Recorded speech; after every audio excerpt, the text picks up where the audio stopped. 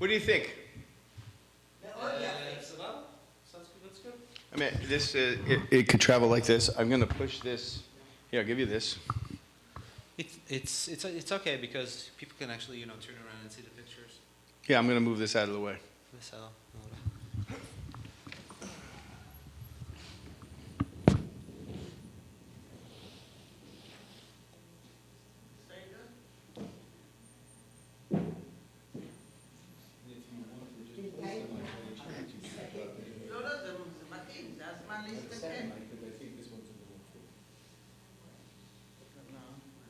I'm not doing anything.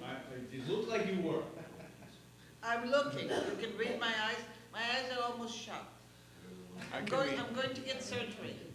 For what? My eyelids are falling, Okay. so I might be able to. There is see. such a thing? Wow. It prevents me from seeing things properly. Mm. Erez, so nice to meet you. It is great that you did this project and enlighten us, bring us more education, more information. It's amazing. Of course, we cannot say much We have about to what get the happened, rest no of matter the- how much we read about this. I don't know how much more I have to tell you. And I get a feeling what happened. She's freezing. After 700 days, thank God that people are so Now look.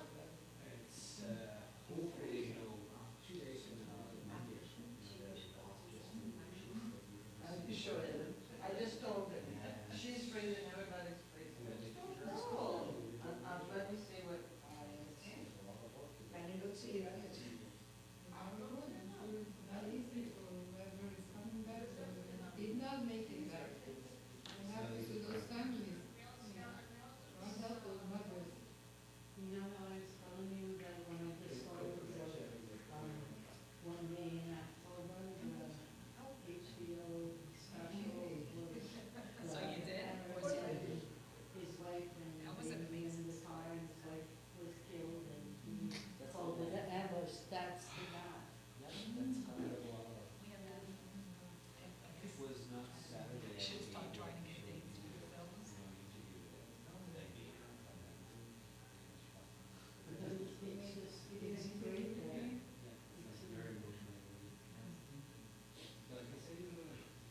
Yes, very nice, thank you. Have any of them Do you have any complications? Yeah, of course.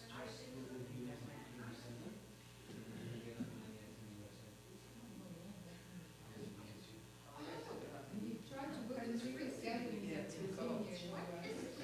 Once I got a specimen job in and there's somebody that was, some pictures and video stuff, nothing to discount it.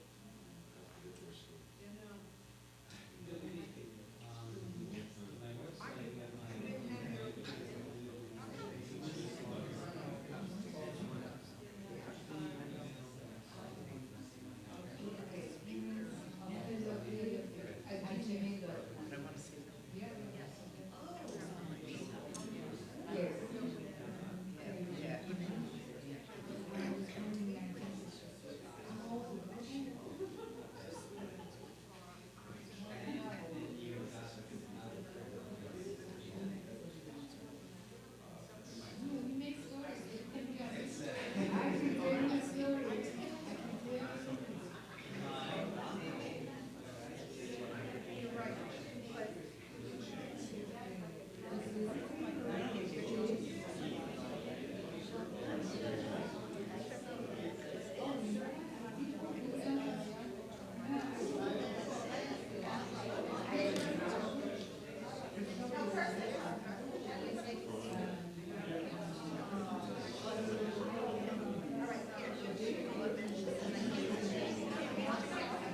Other pictures, this guy.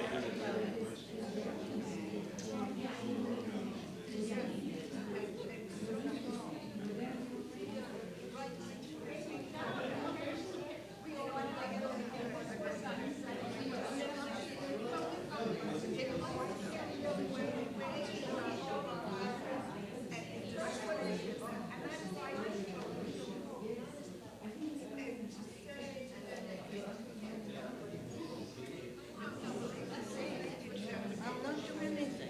You want to turn I'm not this one? feeling well. I think it'll be better, but I'm not saying it. You said that. You know? Mecca, the problem is it's Okay. If it's a problem, we don't want it. It's too heavy. It's too heavy.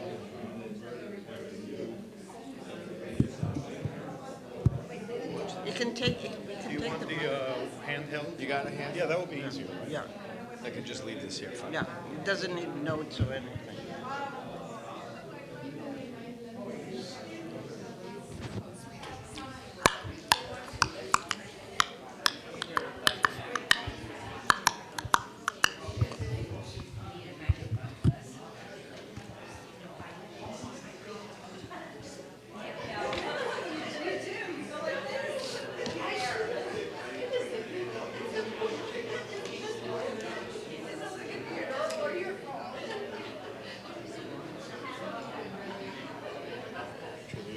He needs one. Okay. How's this? Can you guys hear me in the back? We can hear you everywhere. God's voice. So, see what Kim Jong-un was going to do. Have soldiers to Israel during that day. Testing, testing. 1, 2, 3. How did you make this magic? Magic man over here. Magic man over here. And if people have questions, I will take that. Do you want to tell me what you want? What? You want them to continue to look? You want No, them to we come? give them like 5 minutes. Or do we have like a... We have no time. We have no time? Shabbos ends at 7 o'clock. 7 o'clock. No, it's like 1, right? We can be here like Hey, you'll probably.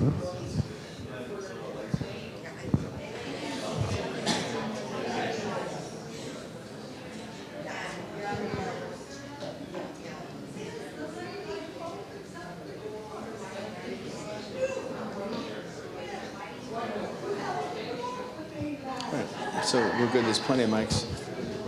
We're ready for that. You can.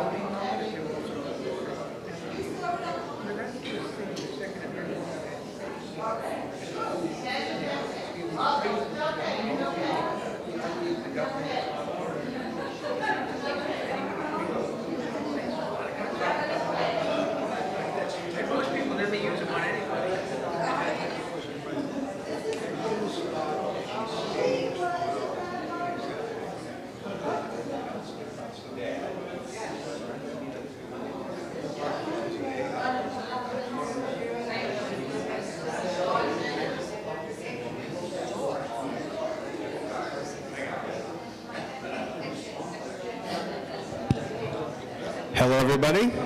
Please come to take a seat. Hello. Shalom. Okay, let's see if you guys are listening. Ready? Bim. Bam. Bim, bim, bim, bam. Bim, bim, bim, bim, bim, bam. Bam, bim. Bam, bam, bam, bim. Bam, bam, bam, bam, bam, bim. Boom. Come, people. Don't break the exhibit, please. Everybody come take a seat. It's a wonderful thing here. Temple Beth Shalom alive and well. Here we go.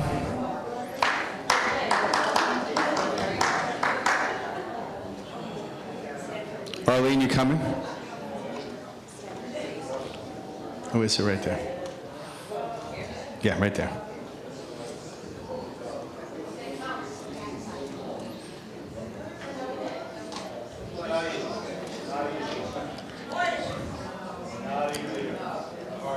What, to get everybody rounded up? And to do it without a cowbell? Ask Moses. Yeah, okay, yes. So we've been traveling through the desert for 40 years. Okay, ladies and gentlemen. Shh. Your turn. There's your mic over there.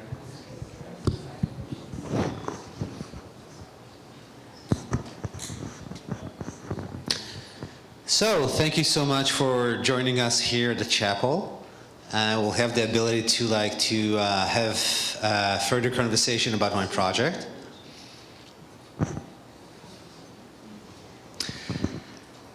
So, I told you a little bit about my background. I told you a little bit about the humans of October 7. And the thing was that basically in October 7, something really essential of being an Israeli was actually shattered for me and for a lot of different Israelis. And it's going to take a lot of time to actually, to regain that hope and that sense of that somebody is actually watching you. And I remember that I went to Kibbutz Be'eri. It was 3 weeks after the October 7 attack. And usually I'm doing this like with my presentation, but today is Shabbat, so you're not able to do that. So we'll ask you to turn around, and you can see actually the pictures from Kibbutz Be'eri.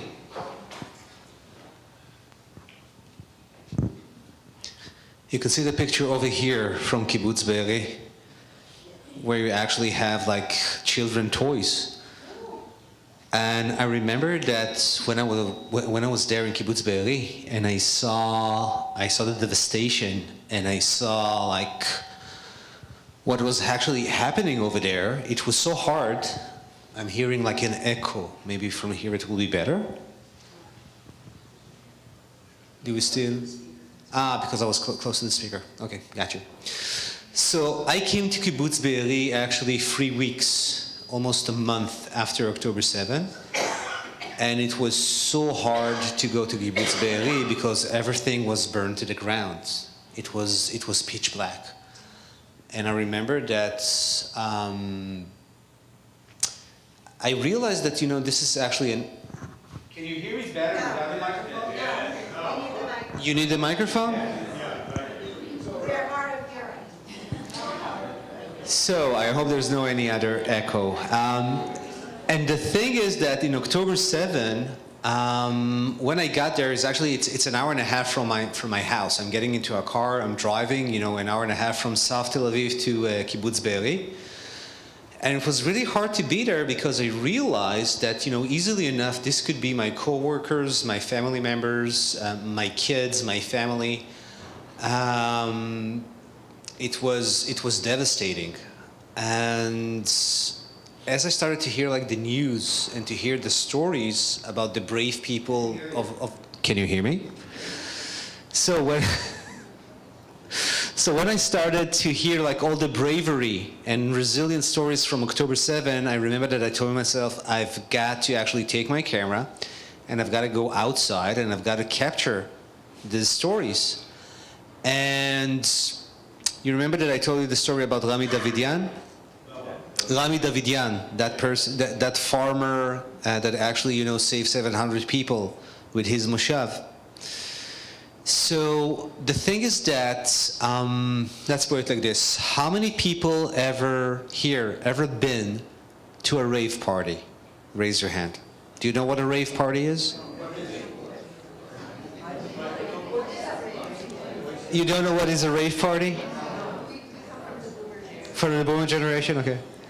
Rabbi, did you ever been to a rave party?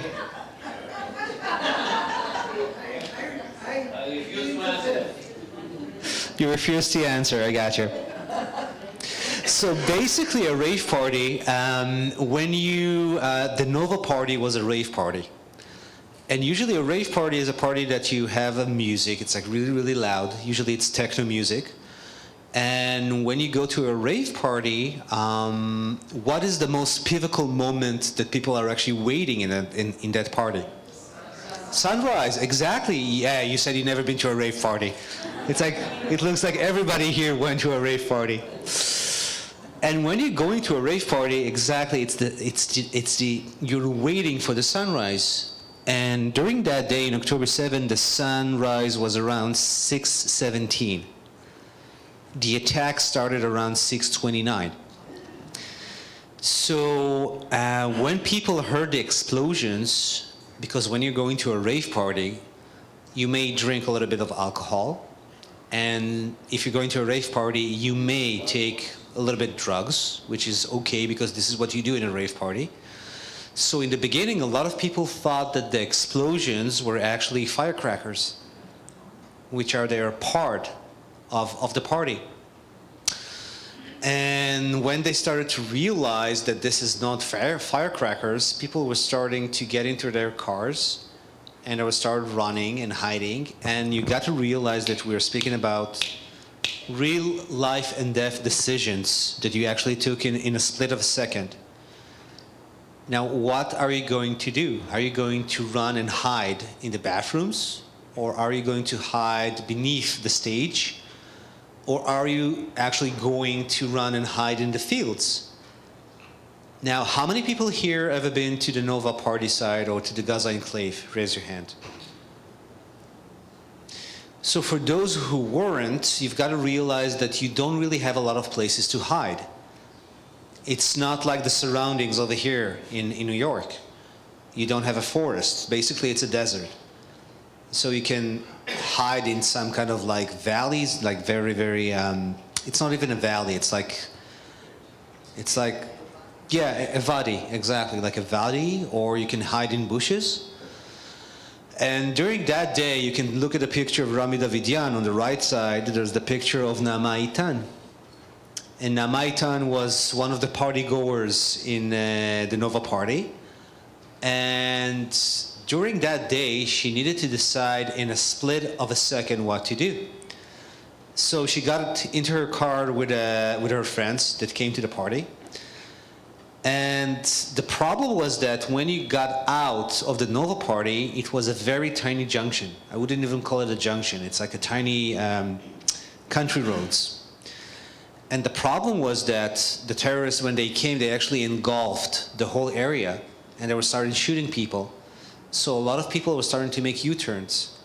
And there was a huge traffic, there was a lot of traffic in that junction, and it was horrifying because people started to abandon, their cars. They realized they won't be able to escape with the cars. So Naama and her friends actually run, and they got to find some kind of they found a bush, and they were hiding in that bush for almost 8 hours. And Naama was thinking, what is better? Would it be better to be killed or to be murdered? Or would it be better to be kidnapped? And she was even starting to speak with God to try to find some kind of consult or comfort from God during that time. Because she heard explosion and rockets flying over her head. And there was bullets running over her head, and she heard Arabic all around her. And luckily enough, she knew how to actually, to send her location. So her and her friends sent their location to every single person they knew in Israel. And they had left only 2% in their cell phones, and it's amazing what you can do with 2%. And they managed to send their location to every single person they knew, and luckily enough, somebody came and saved her and her friends. And do you remember Rami that I spoke about? He actually came and saved them, which is pretty amazing. There was a lot of luck for some people during that day. A lot of people think that, during October 7, the Hamas only murdered Jews, but actually he murdered Jews and he murdered Arabs and Muslims and Christians and even Buddhists, because there were a lot of Thai workers who were working in the fields. And one of the most amazing stories that I remember from October 7 is the story of Hamed Abu Ar'ar. And Hamed Abu Ar'ar was born in Rafah, in Gaza. And along the years, he actually came to Israel, and he found a married Fatma, an Israeli citizen, and he became also an Israeli citizen, and they had 9 children. And during October 7, his wife was actually driving him to work in the Gaza enclave. And in Ma'on Junction, 8 terrorists on motorcycles, when they just passed that junction, they sprayed the car with bullets. And in that car, Hamed was actually with his wife and with his baby kid, Elias. And unfortunately, Fatma died at the spot. And he realized that he has to get out of the car. He won't be able to stay there because there are a lot of terrorists in all of the region. So he got his baby, and he saw in the junction there was this electric cabinet, like a very old electric cabinet. And he took his kid. He was around 6 months or maybe 1 year old. And he was hiding in that cabinet for almost 8 hours. And you know Murphy Law, right? This is October 7th. So the electric cabinet, they had it was with 2 doors. There were doors that were open to this side, and there were doors who were opening to this side. So he was on this side, and on the other side, after 8 hours, he started to hear Arabic. And he realized that on the other side of the cabinet, there are Hamas terrorists. And he heard them speaking between them because they saw there's a platoon of IDF soldiers approaching that junction. And you got to remember, that day was a mayhem. Nobody really understood what's going on.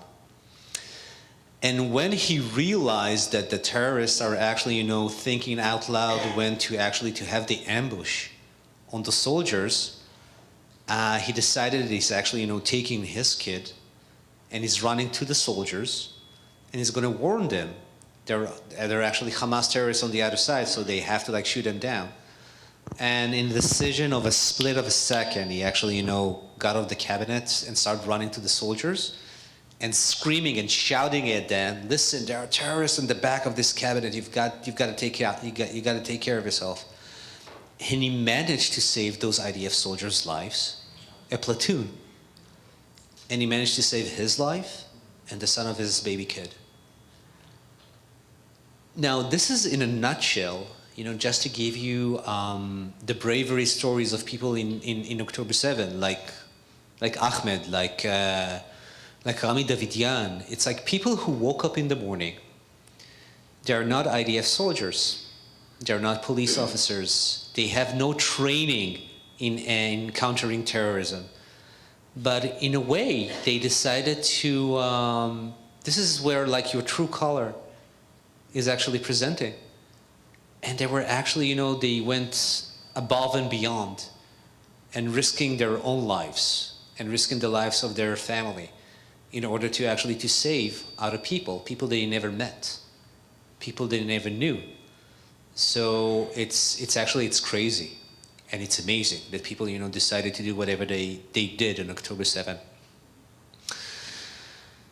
One of the most hardest thing for me to do during October 7 was that when you're a photojournalist, you have to confront reality as you see it. When you're back home and you're actually reading the news, it's different because you have a distance. You don't have like boots on the ground. And one of the hardest things for me to do in this project was to take the picture of Ruth Haran. If you can turn around, you will see a lady. And she's between the flag of Israel and the yellow balloon. And Ruth Haran is a Holocaust survivor, and she's also a survivor of the October 7 attack. And I remember that I went to Be'er Sheva to take her picture. It was 3 weeks after. And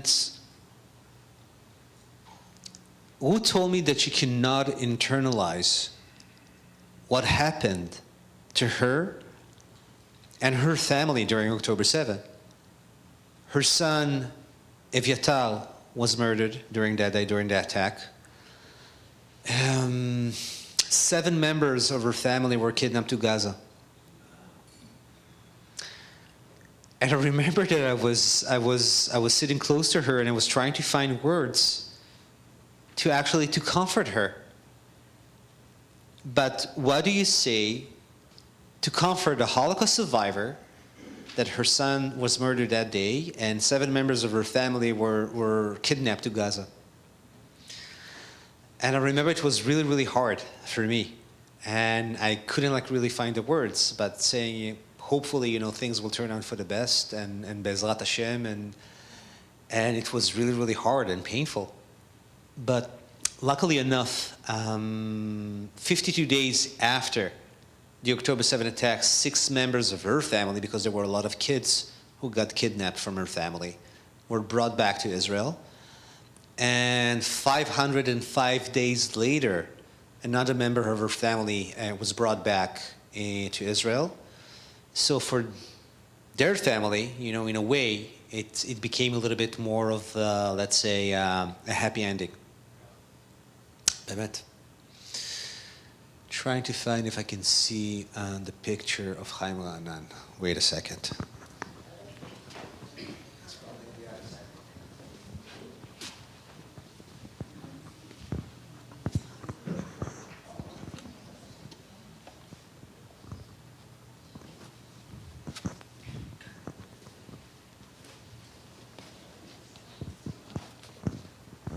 So Chaim Ra'anan is also a Holocaust survivor, and is also a survivor of the October 7 attack. And he told me that for him, October 7 was worse than the Holocaust. And he described it in a way that when he was in the Holocaust, in this picture you can see him with his mother, Irene, at the ghetto in Budapest, in Hungary. They are wearing the yellow badge. Thank you, Batsheva. And the thing is that he told me that for him, it was worse than the Holocaust, because in Kibbutz Be'eri, when he was a kid, he told me that in Hungary, he didn't know all the 6 million Jews who were perished during the Holocaust. But in Kibbutz Be'eri, he knew every single person who was either murdered or kidnapped that day. Now, it's a very small community. It's around 1,200 people. And 10% of that community was either murdered or kidnapped that day. And he knew every single person of them. And he told me that what he found really, really surprising was this rise, this surge in anti-Semitism after October 7. And he told me that he couldn't believe that 80 years after the Holocaust, people were spraying the Star of David in Paris, in London, in New York. He couldn't believe that the mass demonstrations that you have, calling for from the river to the sea. And he was so appalled and afraid from the rise of anti-Semitism. And on the International Memorial Day of the Holocaust, I presented the Humans of the Holocaust exhibition at the Embassy of the European Union in Tel Aviv in Israel. And all of the European Union ambassadors came to that ceremony. And I asked Chaim to be the keynote speaker at that event. And he actually addressed them. And he actually told them, you have to do whatever you have, whatever is in your power to fight anti-Semitism, and because we cannot let history repeat. It's unimaginable that 80 years have passed and still people are afraid of their Judaism. And I've got to tell you that there was a huge debate during the last Yom HaShoah, Holocaust Remembrance Day in Israel, where people were thinking about how should we describe October 7? Is it legitimate to describe October 7 as a second Holocaust? And there was a huge, huge debate in Israel in Yom HaShoah. And I would like to ask you, what do you think about it? Do you think we can describe October 7 as a second Holocaust? No? And there's no right or wrong answers. What do you think?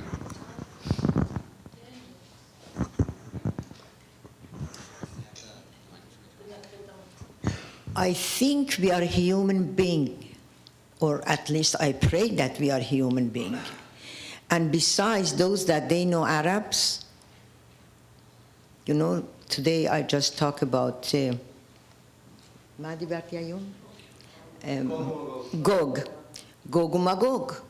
והיום בדיוק חמאס זה גוג ומגוג והשם עושה את שלו.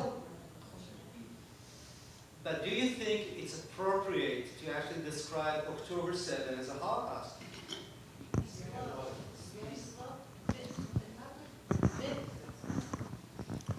The Holocaust is a macro event.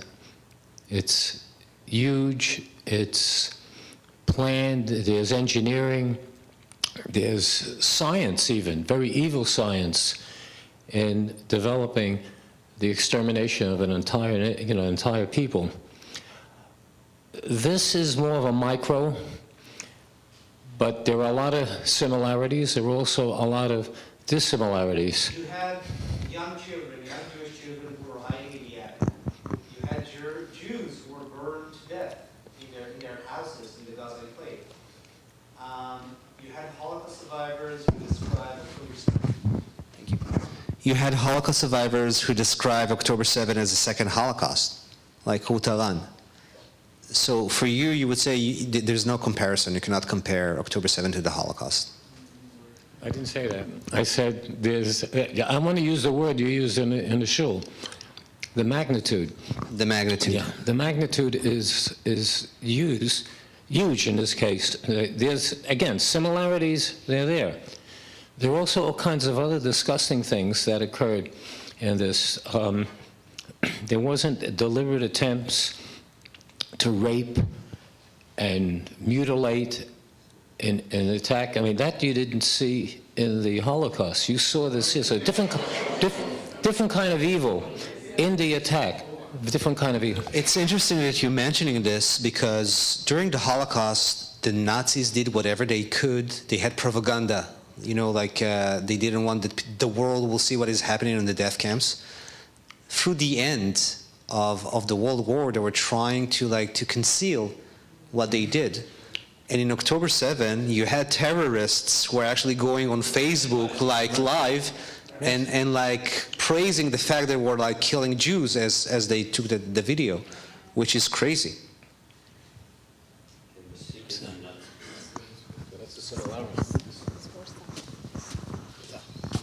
I think the Holocaust is not something that can ever be presented as past tense. It is a dynamic thing that will carry into the future. Any time that, for us, Jews are persecuted around the world, and certainly if they get killed, that's even worse. But what we're seeing now in Europe especially is an ongoing rising of anti-Semitism, which is all part of Holocaust. And what happened in Israel affects what is now around Europe. On October 7th is still affecting 2 years later the rise of anti-Semitism. And so to make this comparison between one event and what happened, I am not sure that it's the right thing to do. We have We have to try and fight the future Holocaust that's coming by comparing it to the past. How would you describe October 7? Because some people... I think it's part of the same Holocaust that happened in the 40s. It just took time, because of what's happening in Israel and the condition of the Palestinians in the past few years, especially since Hamas came to power, and that it was in some ways inevitable. That this is, what I'm saying is that these are all satellites of the same Holocaust, and unfortunately there's more coming.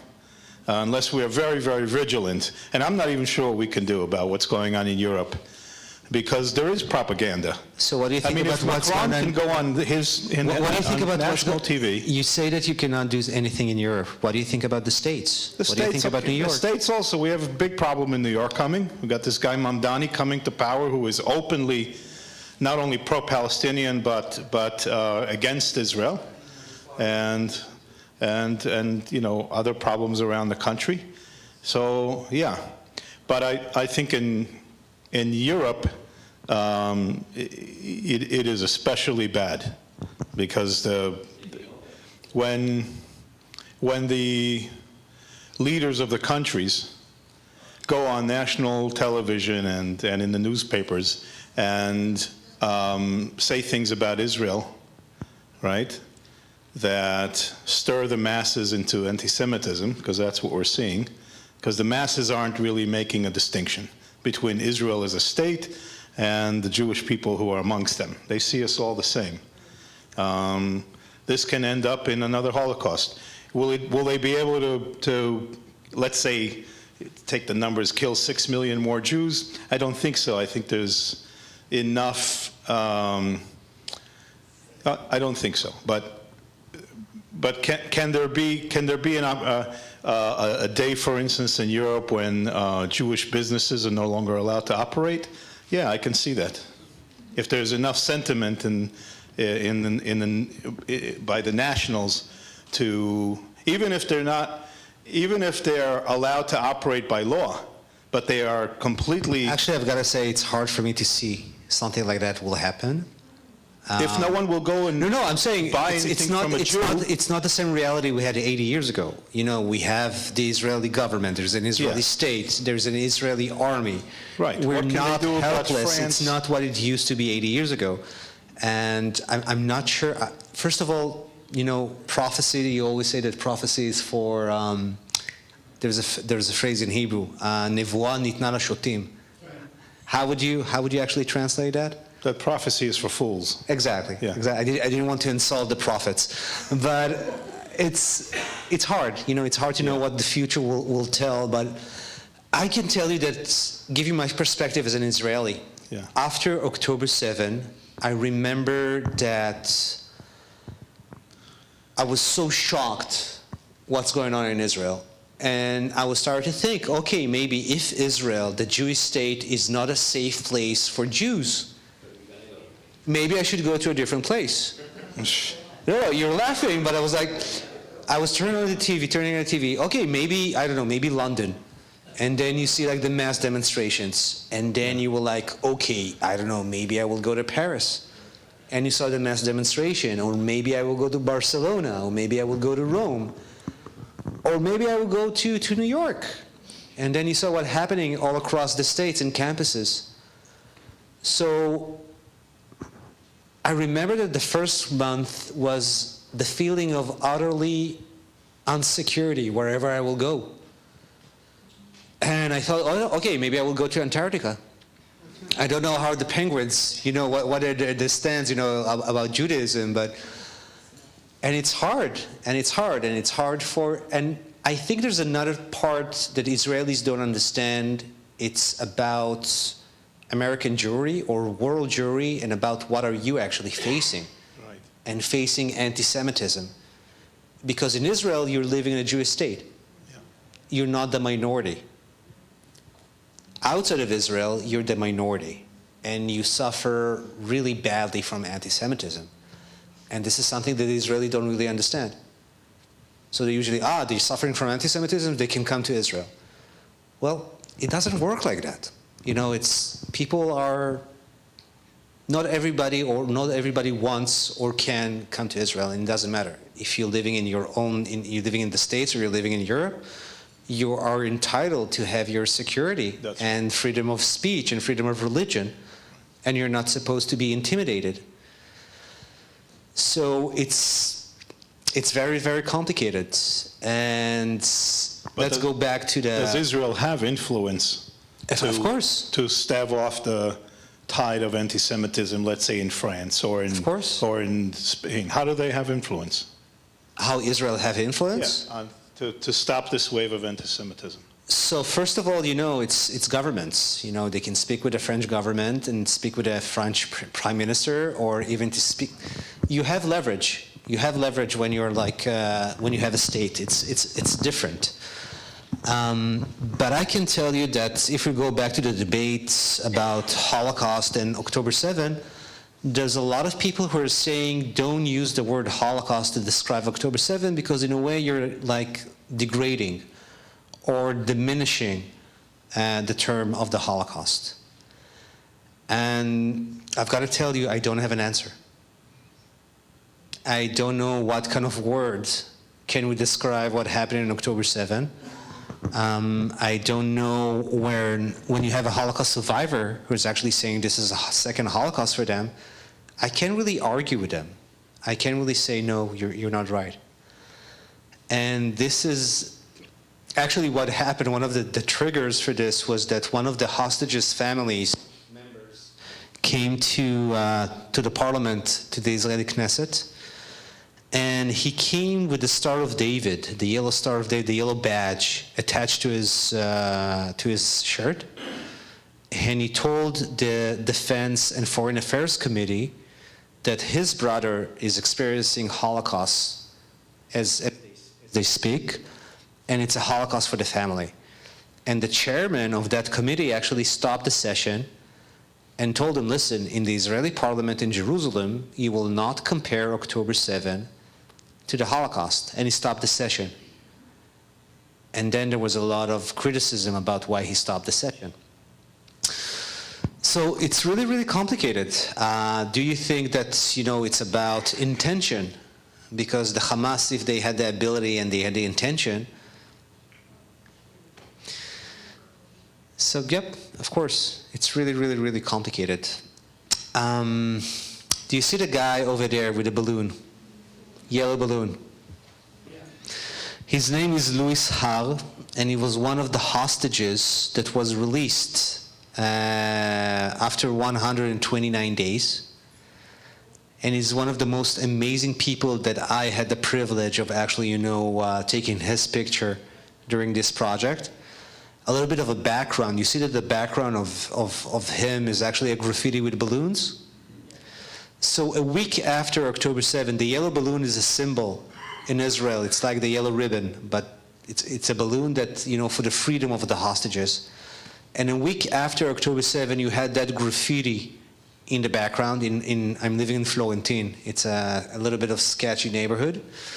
And when I saw that graffiti, I told myself, would it be amazing if one of the hostages, when they will be released, I will be able to take his picture in that background, with a balloon. And I contacted Louis, and he was very willing, to take that picture.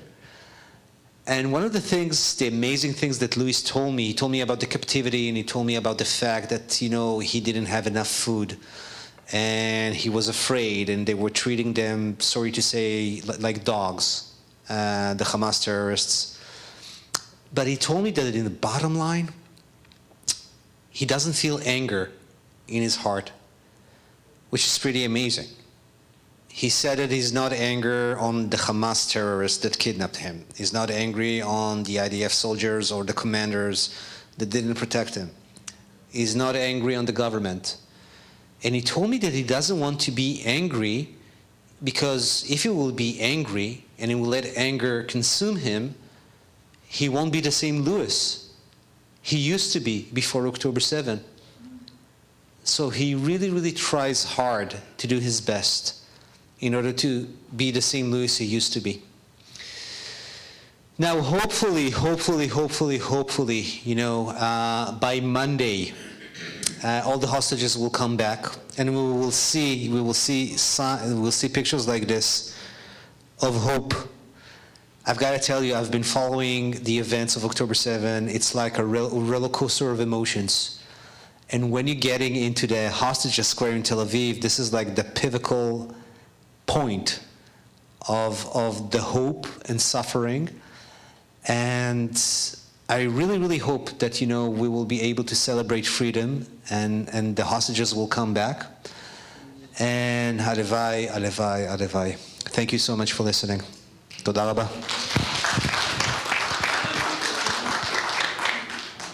Have they figured out in Israel that why even this thing happened when Mossad can know where Khomeini is going to the bathroom? How they didn't know these things happening here? Khomeini, this is like 50 years ago. No, of course. Khamenei. I heard Khomeini. Okay. Did you ever heard about Pearl Harbor? Did you ever heard about 9/11? So we tend to think that, this will never happen to us. I'm not sure. I think that the problem was that first of all, the Mossad is not in charge on the Palestinian region. They're in charge on the Iranian and outside of Israel. Who's in charge on the Palestinians are the Shin Bet, Shabak. And let's put it like this. Israel knew every single move of the Iranian regime during the last war because think about it that they're actually watching Iran for more than 20 years. All the eyes and all the satellites are actually on Iran. If you had, let's say, 10% of that effort that the Israeli intelligence put on Iran, on the Gaza Strip, I can promise you that probably we wouldn't have this magnitude of what happened in October 7. Another thing that you need to consider is that Israel, how many borders do Israel have? You have the Gaza enclave, you have the West Bank, you have the Lebanese frontier with Hezbollah, you have the Syrian, you have the Jordanian, you have the Houthis from Yemen, and you have the Egyptian border. The blanket is too small. You don't have enough soldiers to actually need to protect all the borders of Israel. And they did it, but in what cost? Just try to think what would happen if Hezbollah would invade Israel that day in October 7. They would probably be halfway to the Galilee. They would be probably in Acre. So we also had some kind of a luck that they didn't combine this together, in a way. So I think that if you had more soldiers, try to think about it, that between North Korea and South Korea, in any given moment you have around 150,000 soldiers in each side of the border. South Koreans are not waiting to think from the intelligence officers what is going on in the head of Kim Jong-un. They're there, they're ready. But you didn't have enough soldiers. It's not an excuse, but it's just to give you a little bit of a background, like how stretched is the Israeli Defense Forces. He also paid for the tunnels. He sent them. There was also that, but that's the thing. Everybody thought that the tunnels, like the offensive tunnels, they won't be able because there was this very high-tech barrier inside of the ground. There was a wall inside of the ground. Nobody even thought that they will have the audacity to actually, to go, above the ground. So it was a huge surprise. There are many countries that the Jews were driven out, Muslim countries and non-Muslim countries, without their will. If Israel wants peace, why don't they ask the Palestinians to leave Palestine, pay them, and get rid of them once and for all? I don't think you can do that, because I will tell you my point of view. I'm not the representative of the Israeli government. I'm not the Israel Foreign Affairs. This is my point of view. I think that in the bottom line, as much as Israelis have the right, the Jews have the right for self-determination, if I have that right, I cannot abolish that right from other people. And if we like it, and if we don't like it, the fact is that they are between, they are chanting between the river and the sea. Between the river and the sea, there are approximately 8 million, around 7.5 million Jews, and there are approximately around 7 million or maybe 8. It's the same amount of people who are Palestinians. Now, you have to figure out how you're actually going to, once again, if you like it or not, we're in the same land. You have to figure out how we can actually, live together. And I don't think there's going to be peace in the near future. I don't think that Israelis are capable of even dreaming about peace. Because after October 7, where you were attacked, so brutally attacked, you don't think about peace. People in Israel are not even post-traumatic. We're still in the trauma. And when you think about it, there are around, let's say, around 500,000 Israelis who are in the first circle that actually suffered from October 7. I'm speaking about people in the Gaza enclave, or soldiers, or police officers. And every single person of them have a family. This is like a ripple effect. So they will have to deal with PTSD for the rest of their lives. So I don't even speak about peace, but there's supposed to be a ceasefire, and we need to protect our borders like we never protected before, and we need to try to think on the future, how we can actually solve this issue. I'm not sure we were able. I'm not sure we have the chance to, on the other side, there will be people that we can actually speak with. But to the world, we need to show that we are seeking peace, that we yearn for peace. Israel wants peace, but they don't want peace. So I'm saying it's not only in our hands, but we need to show that. And I don't know. We will need to see what will happen in the next. I wanted to say like in the next year, but in the Middle East, it's the next hour. It's the next few hours. Just try to think what happened, like for an Israeli, like from October 7. You had the October 7 attack. You had the Lebanese war with Hezbollah for almost a year and a half, where all the north actually evacuated. You had two circles of war with Iran. One was like pretty simple. Then you had like 12 days of war with Iran. And I don't have a safe room in my house in Tel Aviv. So I can tell you that for those 12 days, you felt like a little bit like a zombie. Because the attacks were actually, you had the sirens around like, let's say, 12 o'clock in the evening until 6 o'clock in the morning. So you don't really have the ability to sleep. So you didn't sleep like for almost 2 weeks. And you have the Houthis who are shooting missiles at you, and you have drones. So we need that the war will stop, and we'll need time to rebuild the Israeli society, and we need time to actually to heal the society, because it will take time. Israel is deciding about Iran because that's the head of the evil. That's where all the problems start from. How many people do you have in Iran? How many people do you have in Iran? 160 million, right? Around. Something like that. Israel, you have, Iran is huge. It's an empire, if you like it or not. And the thing is that Israel cannot do it by herself. She can bomb the nuclear facilities, she can take out the leadership, but in the bottom line, the Iranian, in my point of view, the Iranian people have to get up and, to make this revolution. It's not in our hands. Not that well informed, but something is bothering me since October 7, because I can't hear either. 1 second, I will give her a microphone.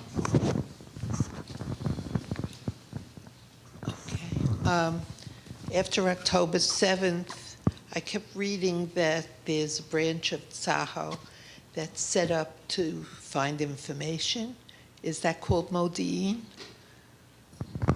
Once again, There's a branch of Tzahal, branch of the IDF. okay, where people sit and they seek information, and it was reported by these women in this branch. You that actually have there was on movement on and- the border. You have this special squads Right. where actually it's an intelligence squad that are actually watching every single movement. Right, so why? They have shifts like for 8 hours, 10 hours, and usually it's like by women soldiers. Right, why was it ignored?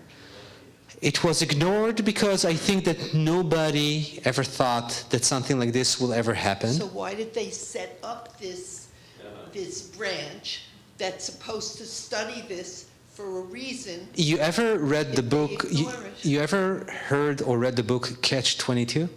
Yes. And this is actually about, the Second World War. So sometimes army, and we do put our trust on armies, sometimes they have blindsided. And sometimes, people are not doing their work. I don't have a clear answer. I think that, it could be, one of the reasons was the fact that we're speaking about the women soldiers. And the commanders were like, nah, we're not going to listen to them. But it was bigger than that. It was much, much bigger than that squad. Something similar to that happened just before Milchamet Yom Kippurim. Exactly, the conception. The same thing. The same thing around Yom Kippurim. But Yom Kippurim, the war was not in Israel. You were not invaded in Israel. It was, you had battles in the Sinai Peninsula, and it was Ramat HaGolan, but it wasn't that actually people, like Israeli civilians, were murdered, and people were like kidnapped. No. But I'm sorry, one second. To me, what I don't understand is Israel is losing the war of public relations around the world and also around with young Jews in this country. And everyone is most people are getting their information from social media. They're not reading newspapers. Why doesn't Israel have some unit to help with this public relations so that the word should get out what they're trying to accomplish and not what the certain Palestinian groups are I will make it telling everybody brief. what they're accomplishing? Basically, do you have any clue what is going on right now in Burkina Faso? No. If I will give you like the globe, please point out where is Burkina Faso. Did you ever heard about the conflict in Nagorno-Karabakh? There's so much going on around the world, and most of us in the Jewish community or in Israel thinks that people wake up in the morning and say, what is going on right now in Israel? What is going on right now in Gaza? What is going on right now in the West Bank? Most of the people this is not what they do when they wake up in the morning. They have to go to work, they have to pay for mortgage, they have to day-to-day life. You have this sense because of this social media that the whole world is against Israel. The problem is that it's not only about the public relations. It's about the footage that you see from Gaza. And sometimes it's really, really hard to explain the context of why we're seeing these pictures.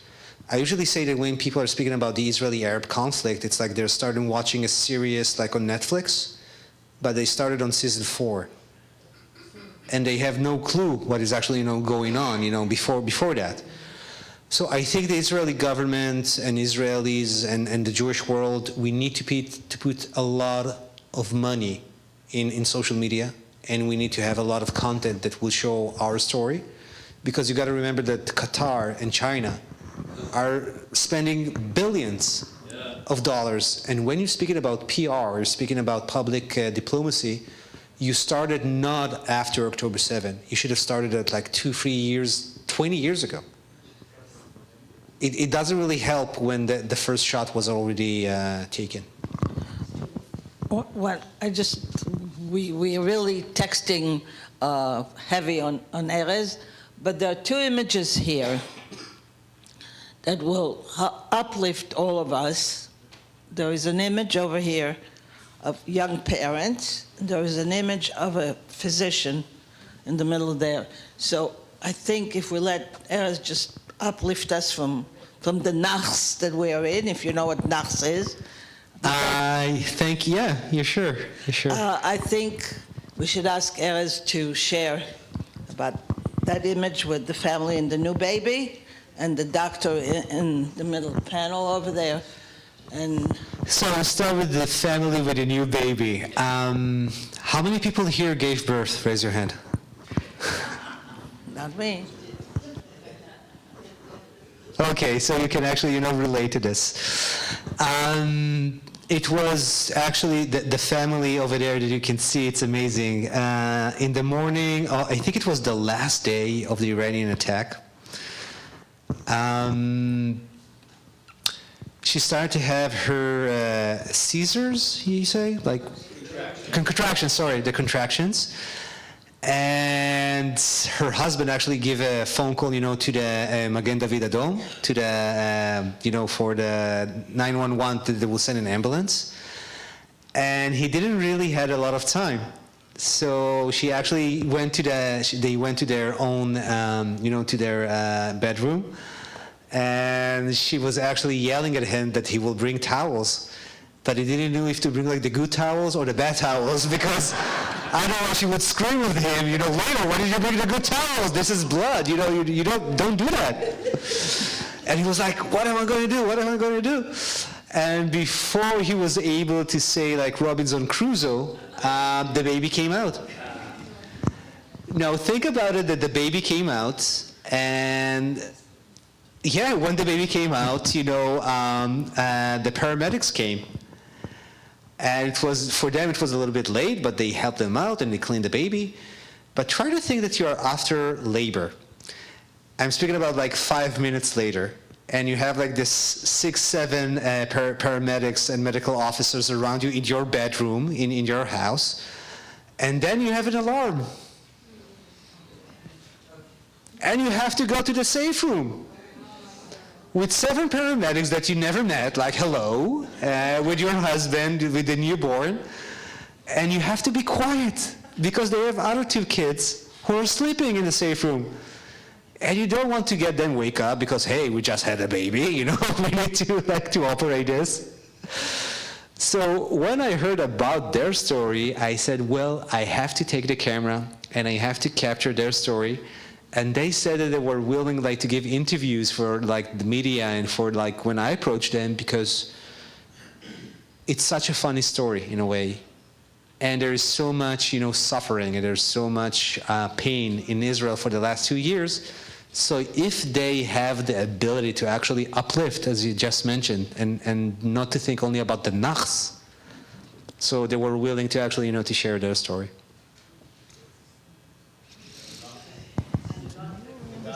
And the doctor.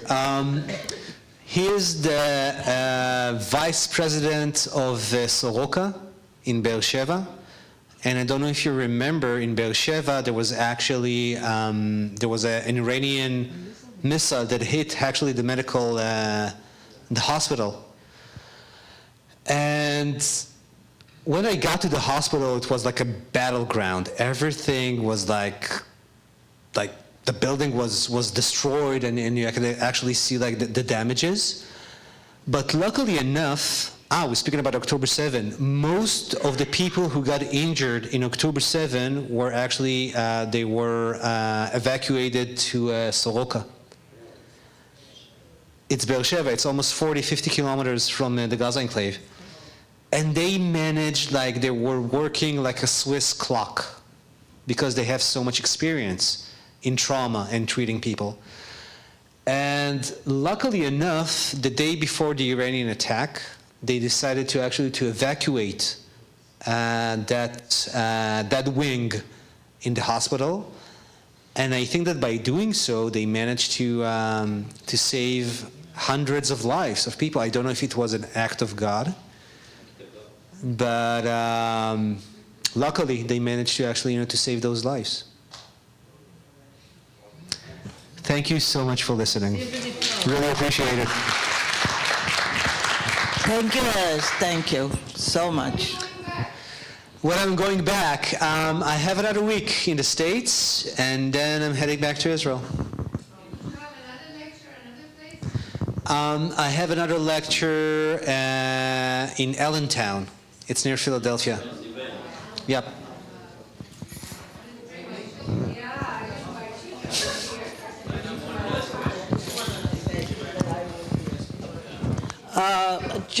Just to let you know, this exhibit is staying here for a few months, and I will make evenings and opportunities for me to tell the stories. I've been studying the stories very hard, and I can not speak like Erez is doing it, but I will do it just fine. So we're going to invite Solomon Schechter and Hillel's and our own youths. Can I make it larger? I'm not sure I can. It definitely has to be lowered, yes. Yes, I did not put it. Yeah, it's going to be out in the gallery. Thank you for sharing this afternoon with us.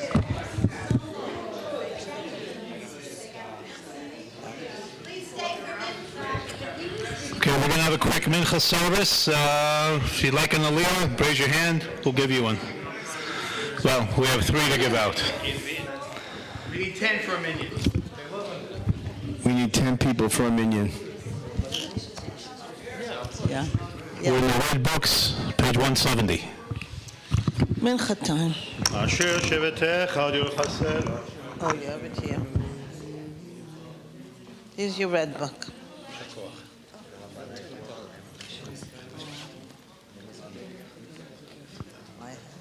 I'm going to take him to... Now I don't know where I got it you. is. Now it was next to my bag. That's my bag, but where's your talisman? Somebody just grabbed it. ואנחנו נברך ימי אתה בעולם, הללויה, אבל ציון גואל.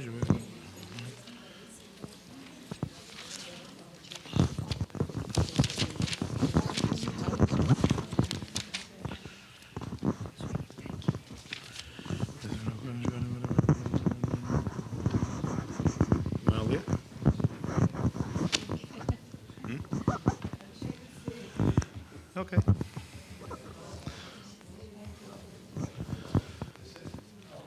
You're welcome.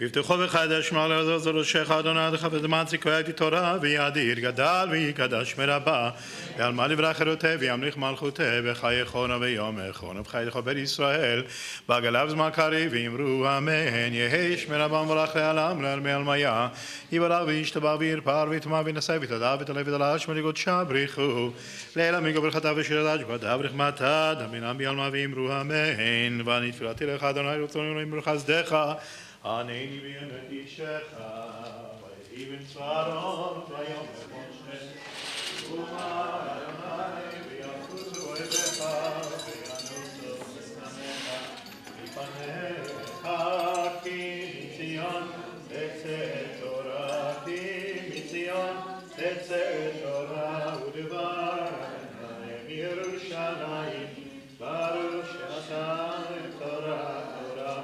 Baruch Shenatan Torah Torah Ve'amo Yisrael V'kedushato V'adul Alamayeti V'elomesh V'moyachtav V'chadonai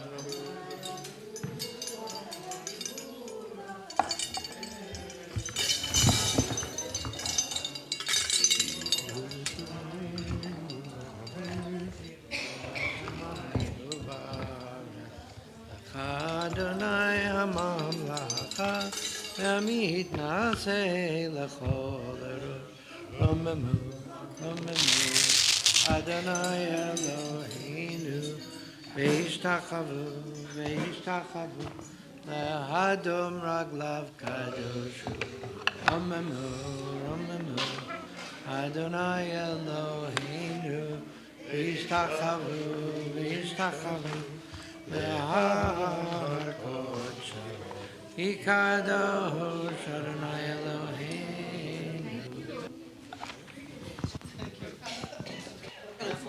Is it? I don't so. לאן אתה הולך? הוא לוקח אותי חזרה. אנחנו? We need, This is goodbye. we need goodbye. What? I need to tell us. Oh, okay. Give me a second. For you. Page 319, V'zot HaBracha. We have a talit around here. Right here, right here.